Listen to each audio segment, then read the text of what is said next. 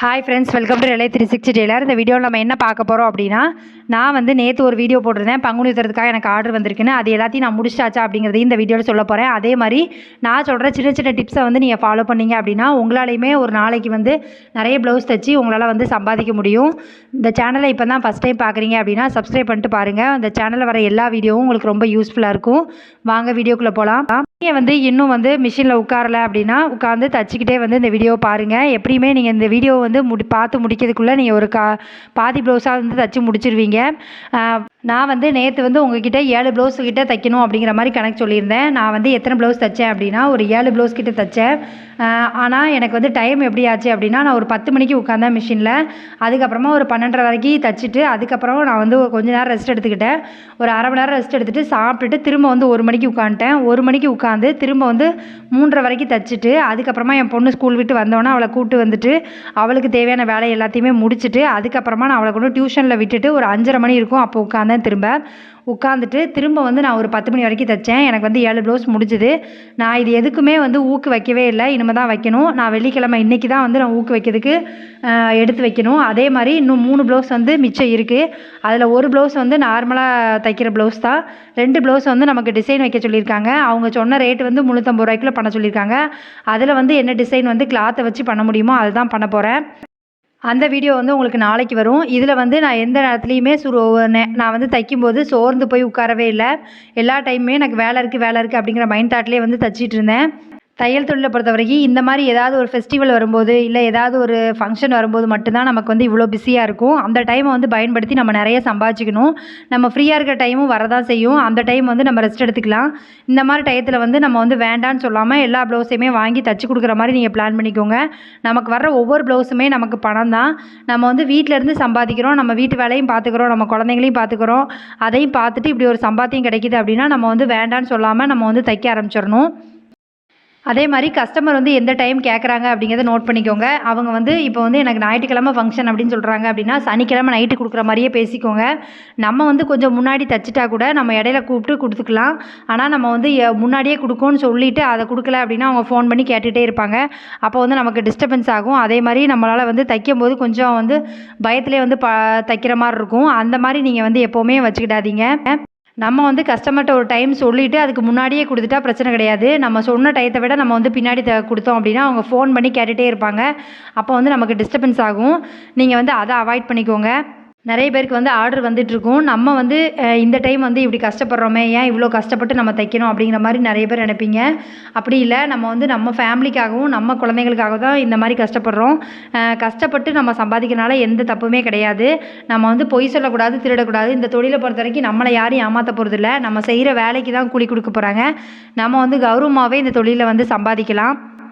அதே மாதிரி சின்ன சின்ன வேலை, அதாவது ஒரு முந்தி அடிக்கிற வேலை, நமக்கு ஒரு சாரீ ஃபால்ஸ் அடிக்கிறதுலாம் வந்து நமக்கு வந்து சின்ன சின்ன வேலை. அந்த வேலையெல்லாம் பார்த்தாலே நமக்கு வந்து நிறைய வருமானம் கிடைக்கும். இந்த ப்ளவுஸுக்குமே நான் 7 ப்ளவுஸ் தைச்சிருக்கேன்ல, அதுக்குமே சாரீ ஃபால்ஸ் அடிக்க வேண்டியது இருக்குது. அதையும் முடித்து முந்தியும் அடித்து வச்சா தான் நமக்கு வந்து ப்ளவுஸ் எல்லாம் முடியும். எப்படியுமே இன்றைக்கி வந்து நைட்டு ஒரு 8 மணி ஆயிரும் நான் நினைக்கிறேன். ஏன்னா இந்த வீடியோ வந்து நான் அப்லோட் பண்ணி முடிச்சுட்டு தான் நான் தைக்க உட்காரணும். நிறைய பேர் வந்து வீடியோ போடுங்க டெய்லி அப்படின்னு சொல்கிறீங்க. எனக்கு வந்து புரியுது உங்கள் சூழ்நிலை. எனக்கு வந்து கொஞ்சம் டைட்டாக இருக்கும்போது என்னால் வீடியோ போட முடியல. ஆனாலுமே ட்ரை பண்ணி நான் வந்து டெய்லி போட்டுட்டு தான் இருக்கேன்.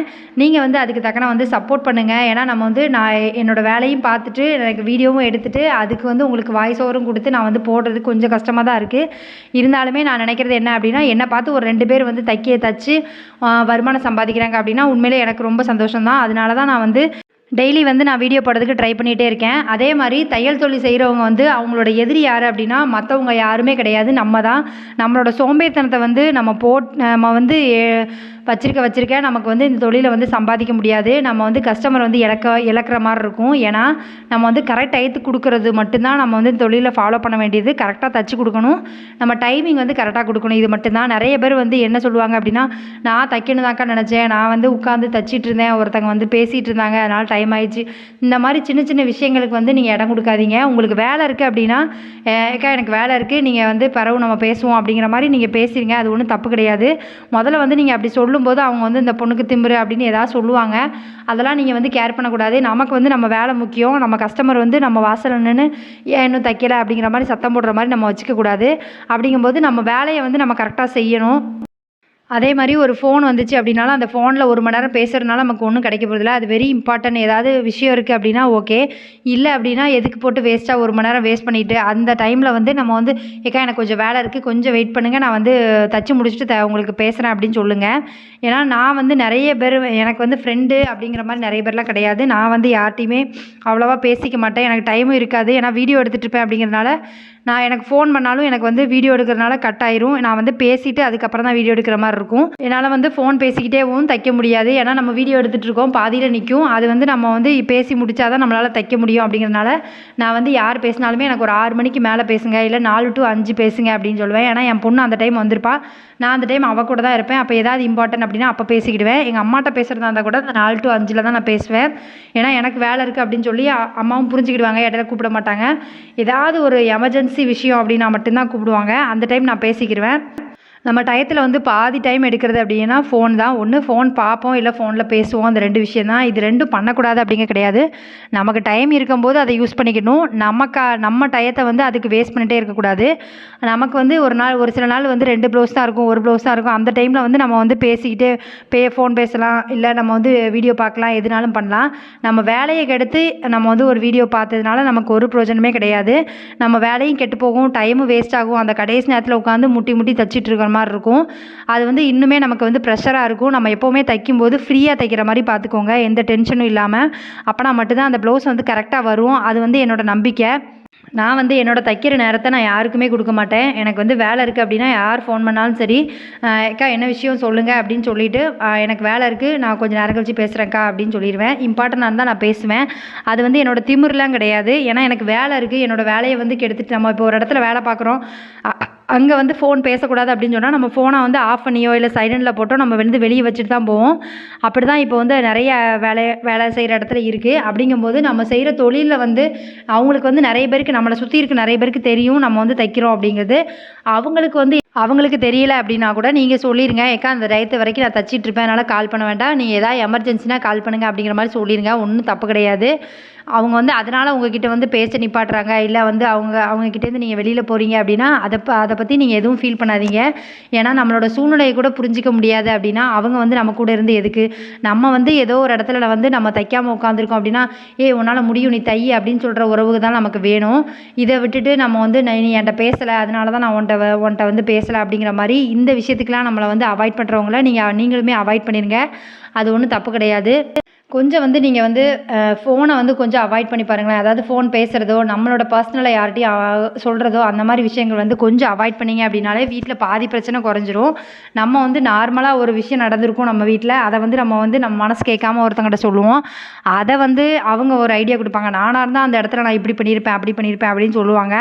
நம்ம அதை எடுத்துக்கிட்டு அப்போ நம்ம தான் கரெக்டாக இல்லையோ அப்படிங்கிற மாதிரி யோசித்து நம்ம அதே மாதிரி ரியாக்ட் பண்ணி வீட்டில் இன்னும் பிரச்சனை ஜாஸ்தியாகும். அதை விட்டுட்டு நம்ம வந்து நம்ம பண்ணிட்டோம், அவ்வளோதான், முடிஞ்சது, சண்டை நடந்துச்சு அப்படிங்கிற மாதிரி முடிச்சிருங்க. நம்ம இன்னொருத்தங்கிட்ட சஜஷன் கேட்டோம்னா நம்ம வந்து நானாக இருந்தால் இதை இப்படி பண்ணியிருப்பேன், நானாக இருந்தால் இதை இப்படி பண்ணியிருப்பேன் அப்படிங்கிற மாதிரி சொல்லுவாங்க.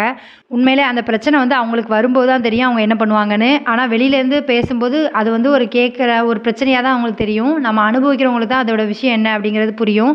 அதனால் யார்ட்டையுமே நீங்கள் மேக்ஸிமம் வந்து 90% வந்து எதுவுமே சொல்லாதீங்க. ரொம்ப உண்மையாக இருக்கிறவங்க ஃப்ரெண்டு, அவங்க வந்து நமக்கு நல்லது தான் சொல்லுவாங்க அப்படின்னா அவங்ககிட்ட சொல்லுங்கள்.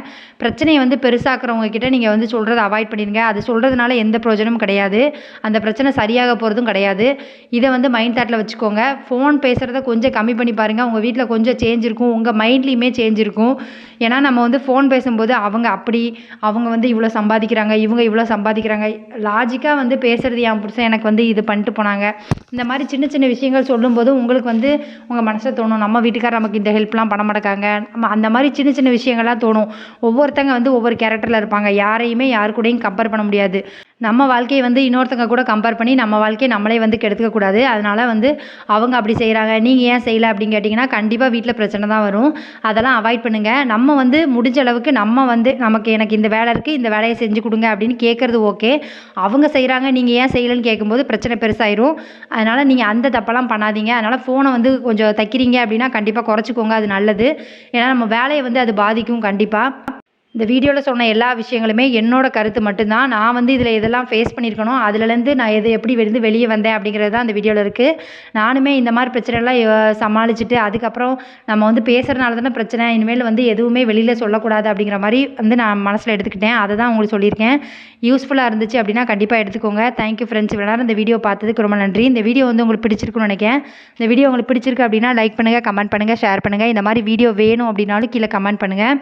உங்கள் ஃப்ரெண்ட்ஸ் யாராவது இப்போ தான் தையல் தொழில் பழகுறாங்க அப்படின்னா அவங்களுக்கு இந்த வீடியோவை ஷேர் பண்ணி விடுங்க. உங்களுக்கு இல்லைனாலும் அவங்களுக்கு இந்த வீடியோ வந்து ரொம்ப யூஸ்ஃபுல்லாக இருக்கும். Thank you friends.